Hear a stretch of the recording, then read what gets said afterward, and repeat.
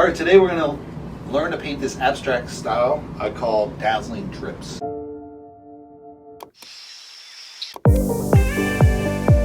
All right, the question today is, what is an epoxy resin table?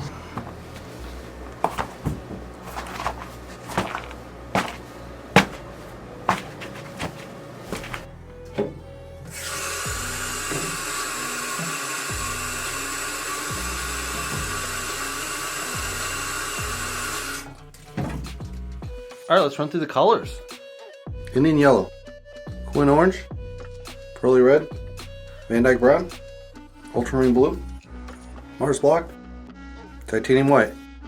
All right, today we're gonna do a style called, I think it's Drastic Drips, or Dripping Drastically or something.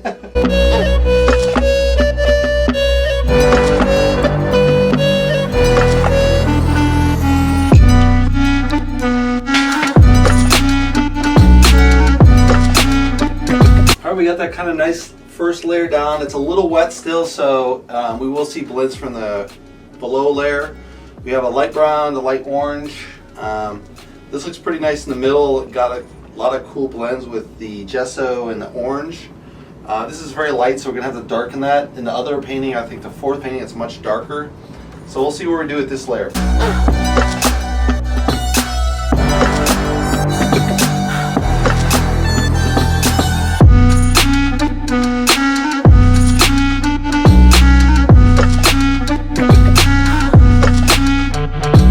We just finished the first two layers. We got this gray, kind of black kind of coming in here, which has good contrast.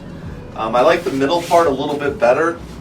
So I think we're gonna kind of add some more color on here to kind of layer this a little bit more to get a more interesting layer. It's pretty good, but I think it would be better. So we'll see where it goes.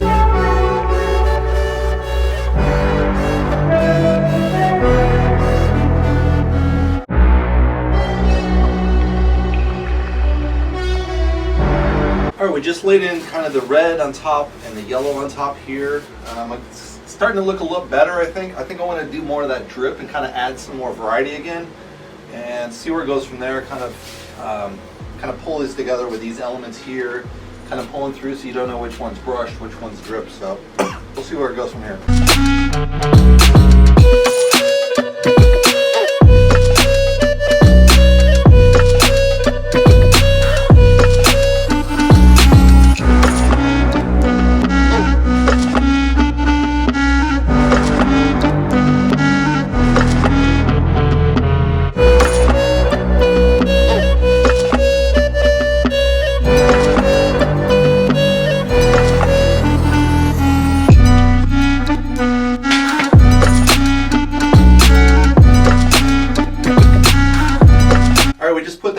Drip in there. I think we're going to kind of do like a light layer on top and then see if we're done. So we'll see what we put on there.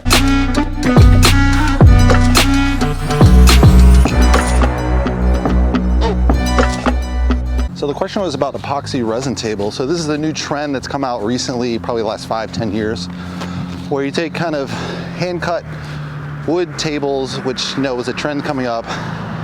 And people kind of added in their special touch by adding resin in between the different layers, and they add little shiny rocks inside, different colors. So you have these really translucent colors going through the middle of a table. You join the table together.